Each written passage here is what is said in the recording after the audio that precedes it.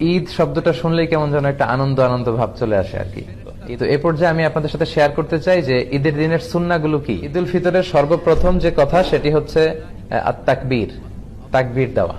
দ্বিতীয় দায়িত্ব হচ্ছে সাদাকাতুল ফিতর, সিয়াম পালনের পরে সাদাকাতুল ফিতর আদায় করতে হয়। এরপরে একটা সুন্নাত হচ্ছে ঈদের দিন গোসল করা সকালে। এরপর লুবসু আহসানিস সিয়াব, আপনি নতুন কাপড় বা পাঞ্জাবি যদি থাকে এটা পড়তে পারেন। এরপর ঈদের দিন আরেকটি সুন্নাত হচ্ছে আত-তাতিব। তাতিব মানে হচ্ছে তিব ব্যবহার করা, সুগন্ধি, পারফিউম।